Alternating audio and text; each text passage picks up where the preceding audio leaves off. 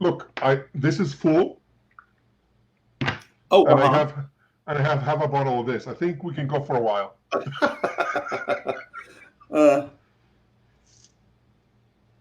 I'm going to say no pressure. And hey, if it doesn't work, it doesn't work. You know, I can speak a little bit to what this guy goes through down there. Even though I haven't seen the place, I've been admiring him from afar. If that doesn't sound too weird, and what he's doing, you know, it's just everybody in town, the food people in town, all know his name and know what he's doing over there. Bringing actual, you know, it's a simple concept too, just actual food, you know, to the patients down there, and the idea of food as medicine, you know, food helping the healing process, and not just that, and just getting the patient in a better mindset, you know, so they can heal. I've been under the knife three times in my life. And, I've been there myself. Yeah. And food was not one of the things you look forward to. It's like, you want me because to we all know this? Yeah. And it's like, you know, it can be delicious, and it doesn't have to be, you know, unhealthy, or, I mean, we can do much better than this.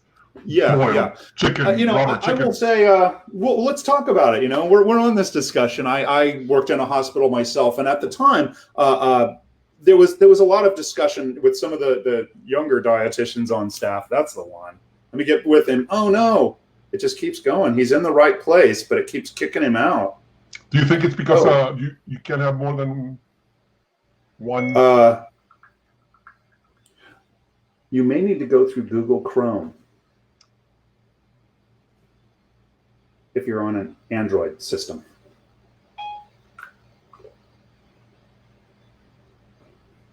That's a thing. That's a thing. Yeah. So he's still trying. Sorry to cut you off, sir, but yeah, we want to get him in here. I was going to say working in the hospitals, we did have some conversations of trying to make that food better and make it more appealing for our guests, or our guests. Everyone's a guest to me, but they were patients there, right? I always say the term guest.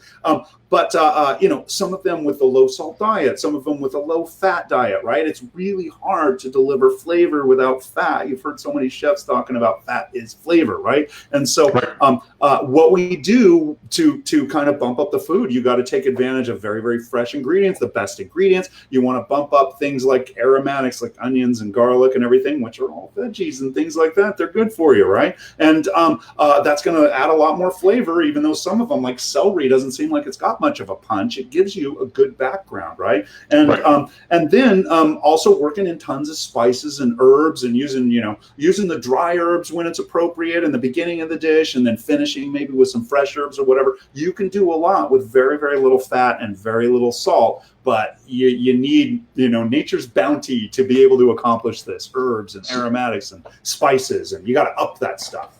Let's see what he says here. One trick that I learned. I'm listening. I'm sorry. One trick that I learned during this quarantine is how to poach chicken. Yes, poaching is something I'm hoping to get to very soon. Bring water to a boil. Put the chicken breast in there, cover it, turn it off. 20 minutes later, you have a beautiful poached chicken breast that you can shred, and it's moist and it's delicious. And what about that liquid that you're using to cook it in? Well, I mean, I'm just talking about water, but you can get creative and bring in more flavor. Well, let's do a little cooking lesson, right? Can I throw down a little technique here that I lay down in school all the time? Now, when we're poaching, what poaching is about infusing flavor into things, because I can just cook something into water, but then it's just cooked. But when I'm poaching, I'm going low and slow with this thing, and the longer it's in there, the more flavor I can get into it. So if I infuse flavors into that liquid, I can deliver those flavors to the item that I'm poaching. Poaching usually is a temperature range, so it's kind of a lower temperature range, maybe about 170, 180-ish in that range right there, as opposed to boiling. We don't want to boil things like fish and chicken breasts and things. In fact, we never want to boil meat. It's always either simmer or poach, people, okay? That's what it is, okay? We're still getting him in here. Let's see, Santana, my number. He wants me to, I'm going to text him here, I think. Let's give him a call. Let's give him a call. I'm going to see if this will work, okay? Don't let me forget where I left off. Now poaching, infusion. Poaching and infusing flavor. That's where I left off. Mr. Santana, how are you, sir? Doing well. How about yourself? I am doing good. Gosh. Hey, Alvaro, can you hear him? I can hear him, yes. Gosh, do you want to just do a phone interview here, Santana? Well, all right. I guess it hides my ugly mug, so I won't be offending anybody. That's fine. Man, I think you're a suave dude. What are you talking about? I see this guy. COVID haircut. Oh, the haircut. You got a bad haircut? The COVID haircut. It's extra long. I'm working on the mullet. Yeah. Hey, can you hear him, Alvaro? I can hear him just fine. Just fine, huh? Yeah. Hey, man, Alvaro, why don't you kick back too, and you can hang out too. Yes. We got us all on screen except for Mr. Santana. But hey, let me switch gears here. We don't have to talk about poaching. I want to do a class on that one, right? A real cooking class. Okay, this is different. Okay, so just a little something about Santana before I start asking him the questions here. He's a Yuba City guy, all right? He grew up on the other side of the river is the way I kind of look at that, right? He went to that Art Institute. That was the name of the school, right? Art Institute in Sacramento, where I knew a few of your instructors, sir. I worked with a couple of those guys back in the day, teaching at another school, and I love those guys. He was exec chef out at Levi Stadium in San Francisco. Big job, big numbers, guys. Think about that. And, exec sous, practically running the joint. I mean, the chef's out at all the fancy meetings and photo opportunities while, the guys like Santana was running the thing, right? He wound up at Golden One. He was down at Golden One for a little while. And now he is the executive chef at the UCD Med Center. Santana, while you were trying to get on, we were talking about you and just talking about the job you were doing. I kind of want to bring you on and just kind of ask you, like, if start opening out with, is hospital food service at all like cooking in a restaurant or in those stadiums you were working in? Well, you know what? It's evolving to that. At least here at our facility, that's been the goal. Hospital food has long since had a stigma of not being that great, and that could be for a multitude of reasons, right? I mean, we're usually in a hospital setting, not for the best of reasons. I mean, sometimes there are good reasons to be in the hospital and things to be celebrated, like you're having a child or your significant other's having that child. That's right. Yeah. But most times it's because you're not feeling so hot or you're having a surgery or something like that. So a lot of times, aside from food tasting a little different because of whatever medication you may be on, or you're not hungry because of how you're feeling, it maybe wasn't one of the things that was a focus of hospitals or inpatient care as much as it possibly should have been. Right. And so the goal here was to change that stigma from, okay, just serve some people whatever, this nutrition computer tells us what they should be eating, and not really paying attention to the color or the look or the aesthetics of the plate. Oh my God. And sometimes the taste, right? It was flavorless, right? Right. Can I just stop you there, bro? You're Sure. killing me because I was talking about, I worked in this hospital before, and everything you were describing describes where I was. It was all processed food. It was inappropriate foods for what they were trying to do, like trying to put the wrong food into a steam table or they just didn't know how food worked. I didn't mean to break in there, man. You're doing great, but what else is different about food service in a hospital compared to restaurants? It is changing. So we're just blessed in this region to have the bounty of all the, what grows here. And so we figured, why can't we put that focus and study of nutrition of the food that we have, whether in a raw state or cooked state, and say, can we just present it to people while they're in our care like a restaurant could? which is what the goal is, right? Because if it looks pretty on the plate, you're going to want to try it. So how is conventional hospital service? What does that look like compared to this restaurant service that you're talking about? Well, a lot of it is just so focused on the dollar and labor, and of course, if you're looking for a model that yields you the cheapest product that you're purchasing and the least amount of labor to manipulate it, you end up with the traditional model of what you see in a lot of hospitals sometimes, whether it's powdered mashed potatoes or everything that's already been processed outside of the facility, and it's a heat and serve. Yeah, in my experience, the place I was at, it was one guy cooking, say, breakfast and lunch we had a 500 bed hotel, and we had a long-term care facility up the street. So everything we did for the hospital, I said hotel, didn't I? It was a hospital. Everything we did for the hospital, we had to double that for that long-term care facility up the street of another 120 beds. And put all that out, and that's one guy. Oh, and also there's cafeteria too, right? And don't forget, all of those patients have special diets. Every single last one of them has a special diet that they need, right? And so it's a monster. It's really, really different. Sorry, Chef. No, you're right. You hit the nail on the head. In a restaurant, I didn't have to adhere to, or at a stadium, I wasn't paying attention to 38 different diets every day. Here, I pay attention to 38 different diets every day in the midst of the 6,700 average meals we serve every day. 6,700 meals every day. And how many diets is that? Well, and then we have 38 different diets. 38 different diets that they're choosing from. That's amazing stuff. And you're turning all of this on its head. Yeah, that's the goal.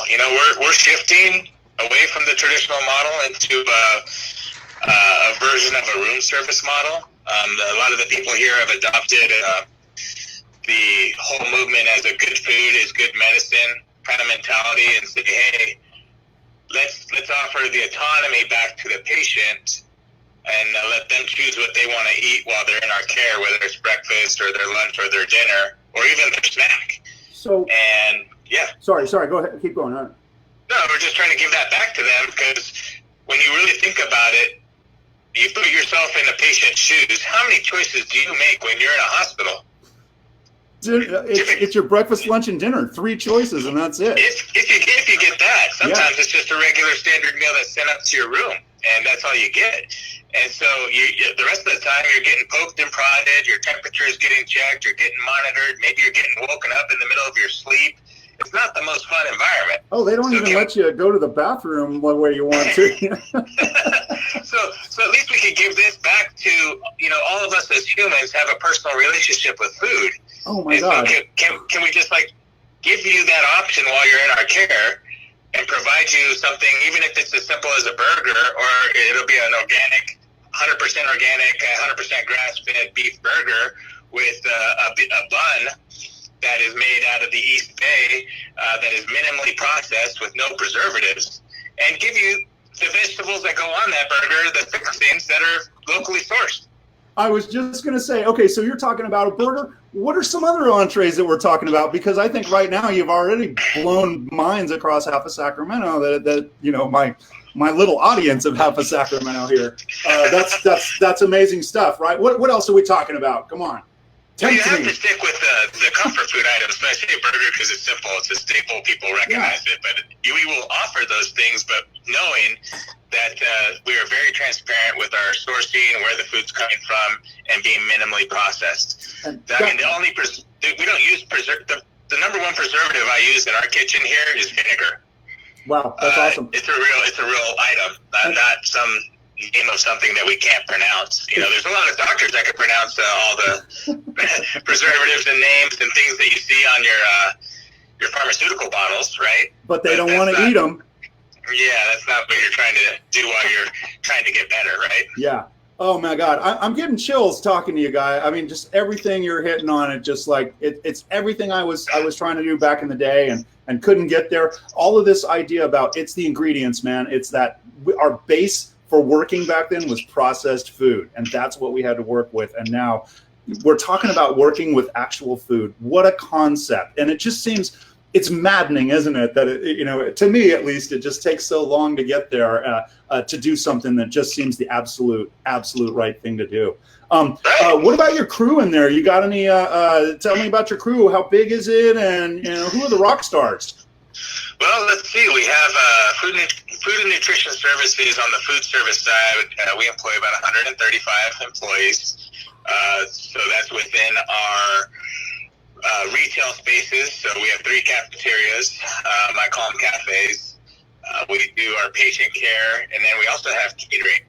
And so on any given day, we have 19 cooks running the lines.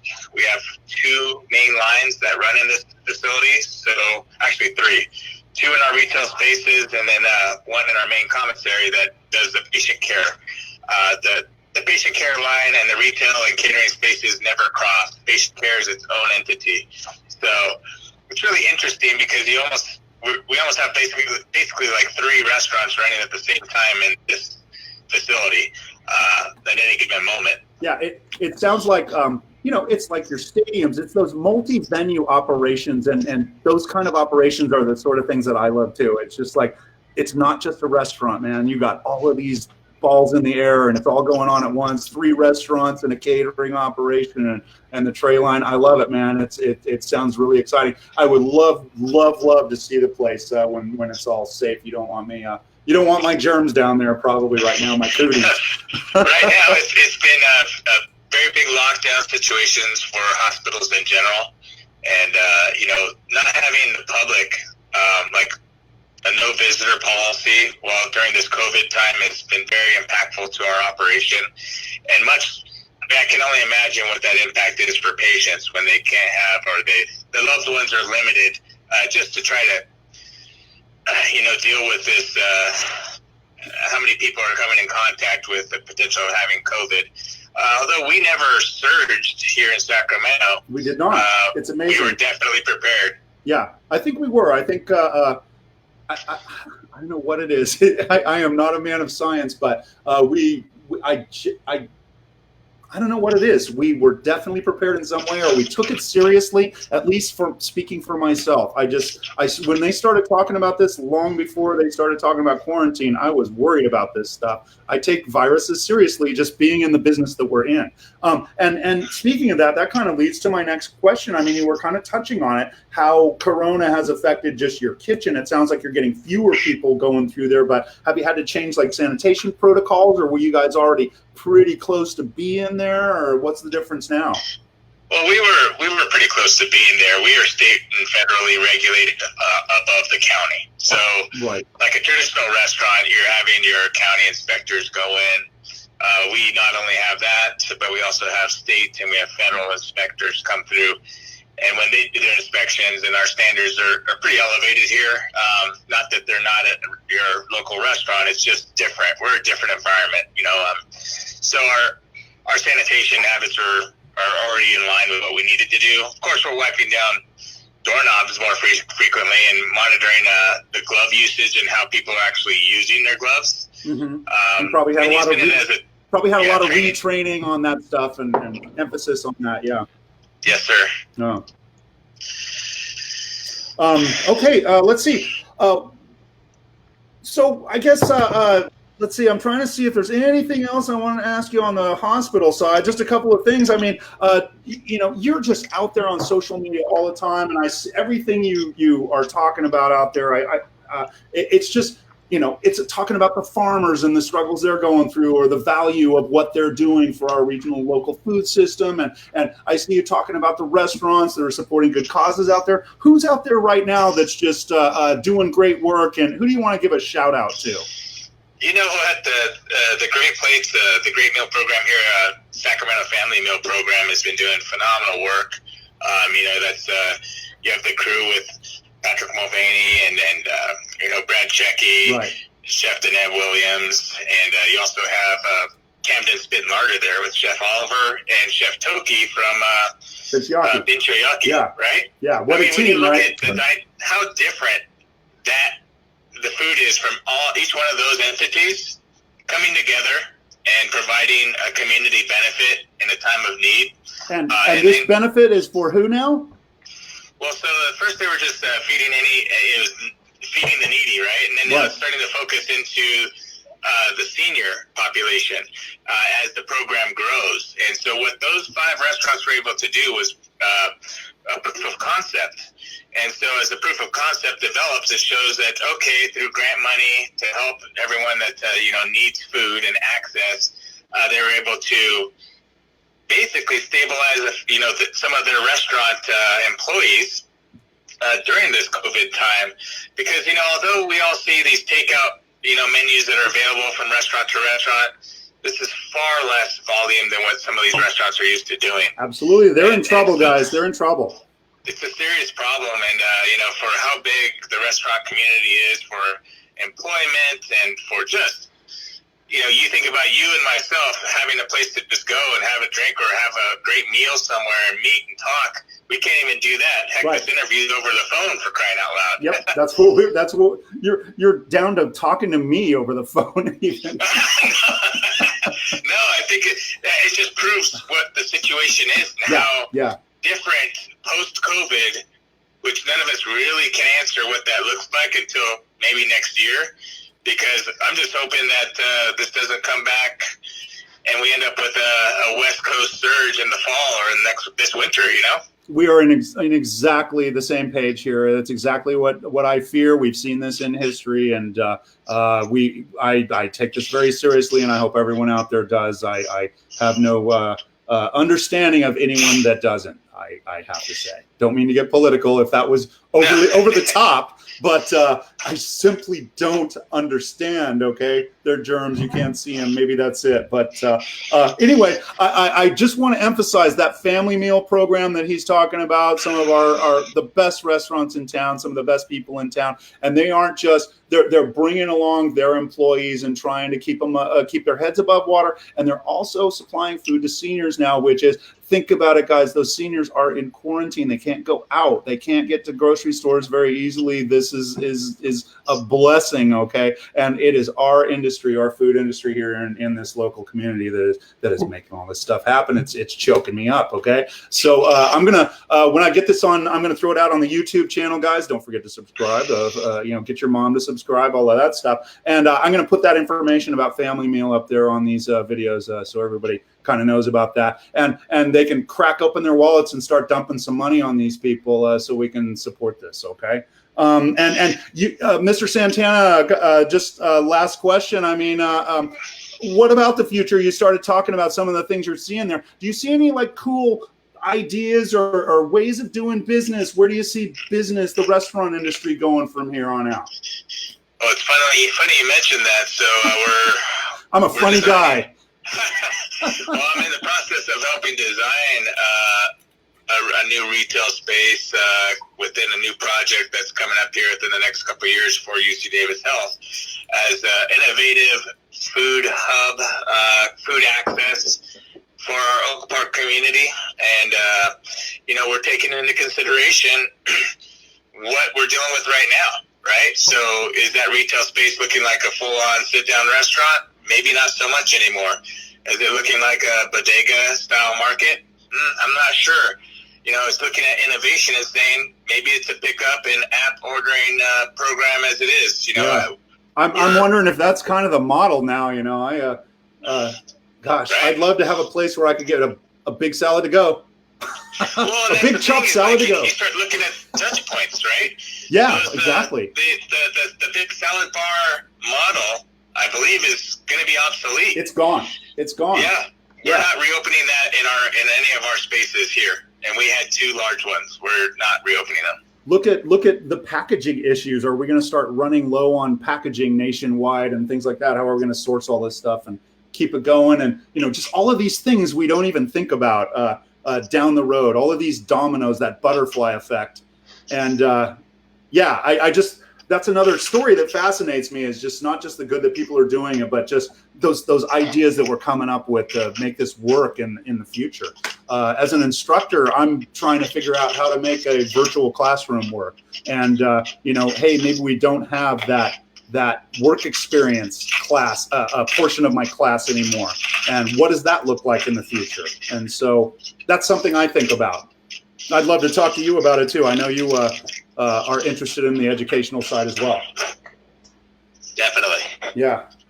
So just last thing, Mr. Santana, just many, many thanks for showing up, man. I think a lot of people don't know what hospital cooking is like, and I know a lot of people have no idea what hospital cooking can be like, and I think you're the guy that's showing it to them, and I really, really appreciate you guys, both of you guys, coming down here and talking to us today on this fine Wednesday afternoon. Mr. Alvaro and Mr. Santana Diaz, thanks so much. Thanks for having us. Yeah, maybe when this is all over, I'm going to bug you about coming to see your operation. Definitely, and you'll be able to try the food out for yourself, and get your own perspective and own take on that. Oh, for me, it's, just for my teaching thing, I want to touch everything culinary that I can someday bring it to the classroom. Everything matters, so, just seeing your operation, it's really exciting stuff. And everybody's talking about you, man. I love having you here, and I love what you're doing. I'm a fan. I appreciate it. Just remember, it's not only one person; it takes a team, right? So you better believe it. You better believe it. All of us together as a community is how this is really going to happen. So 130 of you guys, you said, right? Yes, sir. That's a big team, guys. Wow. Big team. Yeah. All right. So Santana and Alvaro, thanks so much, guys. We will see everybody next time. That's the end of it. Don't forget to go over to my YouTube channel and give me a subscribe over there. Get your mom to subscribe, your grandma, whoever, your little sister. Bring them all along, okay? I got to drive some traffic over there. And, hey, watch some of those videos while you're at it, because you know what? I might be a bit of a joker, but you know what? That's real cooking technique I'm talking about, okay? Searing means searing, and it's not anything else, okay? Simmering means simmering, and it's not boiling. It's not poaching. Alvaro, I'm doing a poaching class on Monday, okay? That's what I'm going to do. I'm going to go over to I'm going over to Sunfish. I'm getting some seafood, and I'm going to do a little poaching on Monday. Yeah, maybe you will. And Mr. Santana, thanks again, sir. I'm going to call it a night. Everybody, thanks so much. I'm going to have a little soup. I don't know if you guys realized it, but I got some soup simmering right next to this chair this whole time. That's awesome. All right. Take care, guys. And don't forget, the party is always in the kitchen. We'll see ya. Take care. See you later. Take care. Thanks, Santana. Thanks, Alvaro. All right. Bye-bye.